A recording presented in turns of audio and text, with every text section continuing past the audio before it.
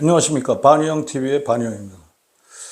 제가 오늘 제가 이제 정치적인 것은 사실상 다루지 않습니다. 왜냐하면 제가 하려는 것은 인구감소 극복, 그 다음에 기업의 연구개발 분야에 있어서의 10대 직원의 채용, 그 다음에 교육혁신, 그 다음에 달러를 이를 악물고 허리띠를 졸라매고 모으자. 이런 네 가지 길을 갖다 제시하는 사람이고, 그걸 갖다가 제 마지막 인생을 갖다 바친 사람이기 때문에 정치적인 것은 잘 다루지 않는데, 저번에 제가 이제 트럼프가 이제 확 100% 당선된다는 그런 말씀을 갖다 제가 이제 올렸습니다. 그 이유에 대해서는 제가 유튜브에서 말씀을 갖다 올렸고요. 근데 제가 오늘 정치적인 내용을 갖다가 특정인을 갖다 지목하거나 그러지는 절대 그런 상황은 없고요. 오늘 아주 중요한 일이 벌어졌기 때문에 그 상황에 대해서 제가 그 얘기를 하고요.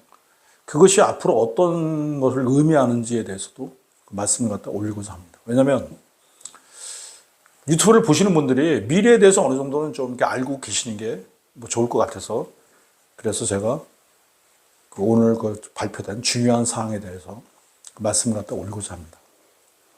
한 시대가 이렇게 변하는 그 시대라는 표현은 적절치 않고요.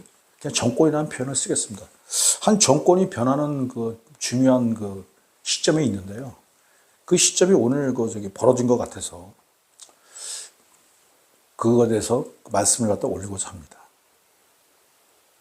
저는 사실상 중립적이기 때문에 앞으로 누가 무슨 일이 벌어져서 선거를 한다고 해도 저는 선거에 참여할 생각이 추호도 없음을 제가 말씀드립니다. 제가 선거에 참여하는 것은 인구감소 극복, 저출산 극복, 그 다음에 연구개발 분야에 있어서의 12세, 14세의 직원의 채용, 그리고 교육혁신, 그리고 이를 악물고 허리띠 졸라매고 달러를 모으자. 이걸 주장하는 지도자가 나오기 전까지는 저는 투표에 참여하지는 않을 것입니다. 그러나 이번에 여러분들도 잘 아시다시피 오늘이 11월 28일인데요. 11월 28일 날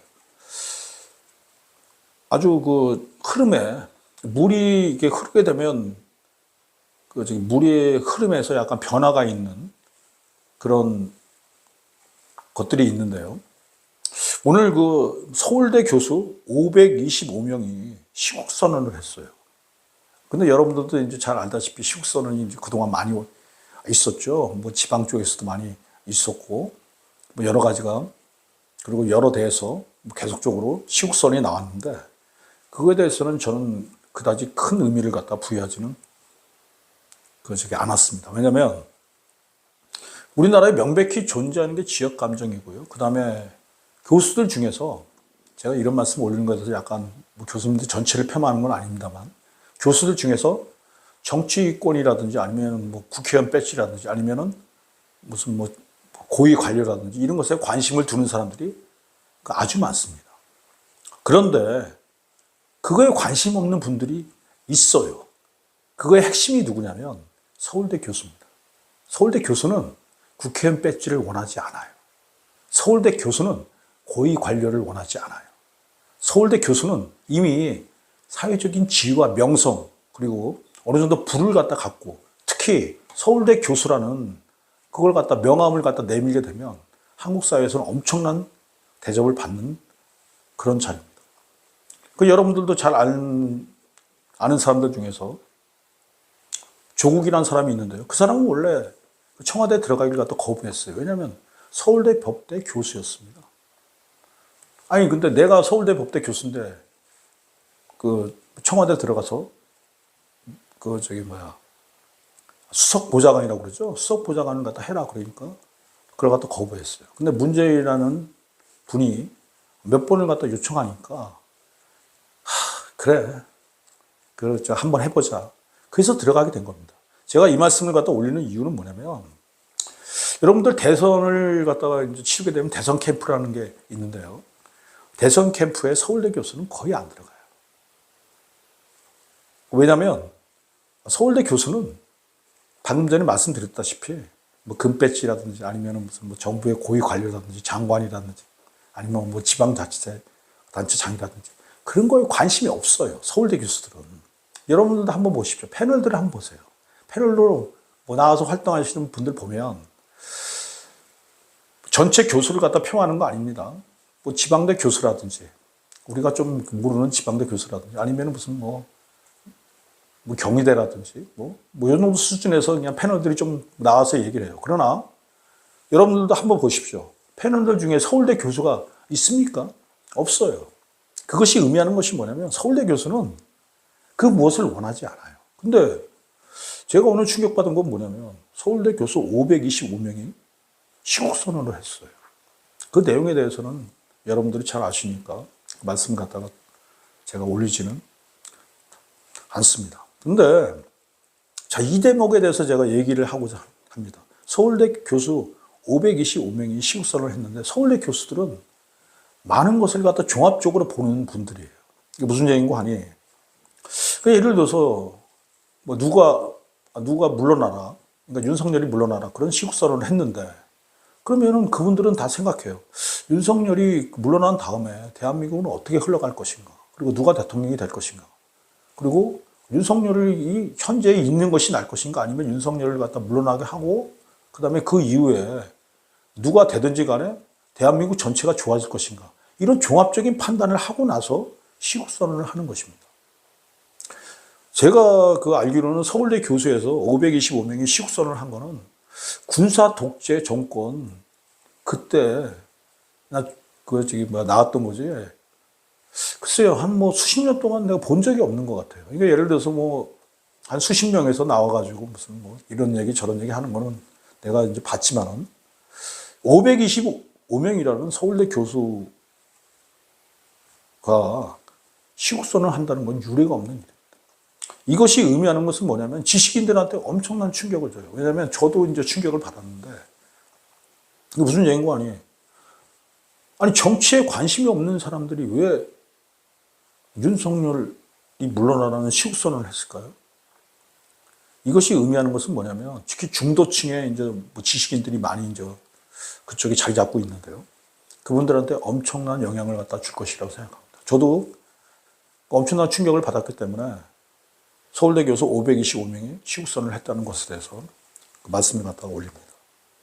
자, 서울대 교수 525명이 시국선언이 의미하는 것은 뭐냐면 앞으로의 정치 전개 사항에 대한 흐름을 알 수가 있어요. 제가 트럼프가 된다고 내가 100% 된다고 말씀 올렸죠. 그러니까 그런 의미로 그냥 들어주시면 됩니다. 앞으로의 정치상의 흐름이 이걸 갖다가 시발점으로 해서 어떻게 전개된 것인지에 대해서 여러분들은 이 자리를 통해서 아마 대충 제가 은유적으로 표현할 테니까 한번 들어보시기 바랍니다. 서울대 교수 525명이 시국선언을 했어요. 그거는 조중동이라고 거기에 근무하시는 분들이나 아니면 거기에 사주라든지 아니면 기타 무슨 중요 부서에서 근무하신 분들이 그걸 바라봤을 때 느끼는 건 뭐냐면 어느 정도 정리하는 수순으로 가나 보다. 그러니까 제가 느끼는 건 뭐냐면 흐름은 이제 정리 수순으로 들어가는 것 같습니다. 그게 흐름인 것 같고요. 다만 그것이 좀 오래 가느냐 아니면 빨리 끝나느냐 그 정도의 흐름으로 들어온 것 같습니다. 그리고 현재 상황을 갖다가 정확히 표현하고 있는 것 같아요. 그럼 미래 상황은 어떻게 되느냐? 아마 이분들도 생각했을 겁니다. 윤석열이 물러나라. 그렇게 되면 그거의 혜택을 보는 사람이 누굽니까? 이재명 아닙니까? 그리고 또 한 명 혜택을 보는 사람이 있는데요. 그거 한동훈입니다. 왜냐하면 윤석열이 물러나게 되면 결국 이재명하고 한동훈이 대통령 자리를 놓고서 싸울 수밖에 없는 그런 상황이라는 것을 서울대 교수들도 알고 있는 상황입니다. 그럼에도 불구하고 서울대 교수들이 그런 선택을 했어요. 이재명이라는 사람은 지금 어떤 처지입니까? 유죄 선고를 받았죠. 그리고 한 번은 무죄를 받았고요. 그리고 또 재판이 또 3개나 남아있는 상태고요. 그럼에도 불구하고 서울대 교수들은 왜 이런 선택을 했을까? 이분들은 총체적으로 대한민국을 볼 수 있는 안목이 있는 사람들이에요. 그러니까 무슨 얘기인가 하니 윤석열을 더 이상 놔뒀다가는 대한민국에 문제가 많을 것 같다. 오히려 윤석열을 빨리 정리하는 것이 대한민국과 그리고 한민족을 위해서 옳은 일이라고 생각해서 이런 선택을 한 거라고 저는 생각합니다. 그리고 서울대 교수 525명의 시국선언은 저한테도 충격으로 다가오지만 아마 대한민국을 갖다 움직이는 리더들한테 충격적으로 다가갔을 것이고 그분들이 어떤 생각을 하느냐. 서울대 교수들이 이런 생각을 한다 그러면 여기서 변곡점이 생기는 겁니다. 자, 그러면 미래 상황은 어떻게 될까요? 그러니까 제가 생각하기에는 결국은 이런 흐름으로 간다 그러면 윤석열 정권은 오래 갈 것 같지는 않고요. 그렇다고 그러면은 그 뒤에 선거를 치러야 되는데 여러분들도 알다시피 선거에 나올 사람이 2사람이잖아요. 근데 한 사람은 지금 재판 중인 상황이고요. 그리고 또 한 사람은 또 여러 가지 무슨 그 문제에 좀 휩쓸려 있는 사람임에도 불구하고 서울대 교수들이 이런 선택을 했다는 건 뭐냐면 윤석열 정권이 지금 우리가 알고 있는 것보다 전체적으로 그러니까 정치, 경제, 사회, 문화 쪽에서 너무 안 좋은 영향을 갖다가 주고 있다는 것입니다. 자, 제가 마지막으로 정리를 하고자 합니다. 서울대 교수들은 정치를 원하지 않아요. 권력을 원하지 않아요. 그 사람들은 선거 캠프에 참여하지도 않아요. 그리고 무슨 수석 준다고 그래도 잘 안 갑니다. 그런 사람들이 525명이 시국선언을 했다는 것은 윤석열 정권이 갖고 있는 한계를 적나라하게 보여준다고 생각합니다. 저는 저번에 광화문에서 데모도 하고 그랬죠. 모임도 하고 그랬는데 저는 참석을 갖다가 할 생각이 없는 사람입니다. 근데 오늘 서울대 교수 525명이 시국선언을 하는 걸 갖다 보면서 가만히 있어봐. 이 정도 되면 나도 나가야 되는 거 아닌가? 왜냐하면 그분들의 지적 능력을 대한민국에서 서울대 교수의 지적 능력을 당할 사람이 누가 있단 말입니까? 그리고 그분들의 판단을 능가할 사람은 대한민국에는 사실상은 없는 것이 그것이 현실입니다. 그렇다고 하면은 저도 이런 생각을 해봐요. 가만히 있어봐. 광화문에서 모인다고 그러면은 그 문제도 한번 내가 좀 생각을 갖다 해봐야겠다. 그런 생각을 갖다 제가 좀 합니다. 자, 그래서 마지막으로 이런 말씀을 갖다 올리고자 합니다. 서울대 교수 525명이 11월 28일 날 시국선언을 갖다 했습니다. 시국선언의 그 내용은 윤석열은 물러나라.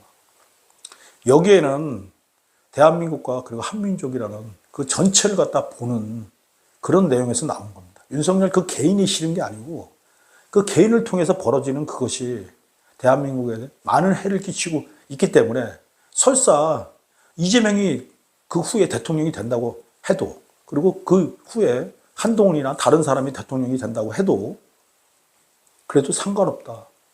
그게 오히려 낫겠다. 그렇게 서울대 교수들은 총체적으로 생각하는 것 같습니다. 그래서 저는 이 시국선언에 대해서 서울대 교수의 시국선언에 대해서 저도 충격을 받았기 때문에 제가 말씀을 올리는 거고요. 그래서 저도 그분들의 그 좀 생각을 갖다 일정 부분 받아들여야 됩니다. 왜냐하면 서울대 교수들의 생각을 갖다 받아들이지 않으면 대한민국에서 누구의 생각을 갖다 받아들인단 말입니까? 예를 들어서 민주노총의 생각, 받아들일 생각 전혀 없는 것이 저의 마음이고요, 생각입니다. 그리고 무슨 국민의힘의 생각, 아니면은 더불어민주당의 생각, 받아들일 생각 추호도 없어요. 근데 서울대 교수 525명의 생각은 그거는 대한민국에서 그분들 생각을 갖다가 거부할 그런 존재가 있는가? 그분들도 보다 지적 능력이 뛰어난 사람이 있는가? 그런 사람들이 525명이 시국선언을 했다 그러면 저도 다시 한번 생각을 갖다가 해야 될 것 같습니다. 중립적인 성향이지만 그러나 이제 좀 그런 흐름에 참여를 갖다 해야 되는 거 아닌가? 그런 생각을 갖다가 제가 좀 시국선언에 충격을 받고 저희 생각에도 변화가 오고 그리고 이런 변화가 앞으로 흐름으로 이어질 거라는 걸 갖다가 제가 여러분들께 말씀을 드리고 여러분들도 아마 서울대 교수 520명이 시국선언을 한 것이 아마 여러분들은 모를 겁니다. 그거 없어요. 군사 독재 정권 시절에도 그때나 있던 일이지. 그러면은 거의 뭐 3, 40년 만에 처음인데 여러분들도 이 점에 대해서 깊이 생각해 보시고 뭐 어느 당이 좋다고 그러면 그냥 그 당 계속 미세요. 그리고 누가 좋다고 그러면 그냥 그 사람 계속 미세요. 근데 저처럼 중도적인 분들은 아마 이 문제에 대해서 저도 충격을 받았지만 충격을 갖다 틀림없이 받았을 테고 그것에 대해서 이제 좀 방향이 좀 정해진 것 같다. 저도 좀 방향을 갖다가 좀 어느 정도 정해졌다고 생각합니다. 그래서 제가 오늘 이런 말씀을 올립니다. 고맙습니다. 애 낳아보세, 애 낳아보세, 우리도 한번 애 낳아보세.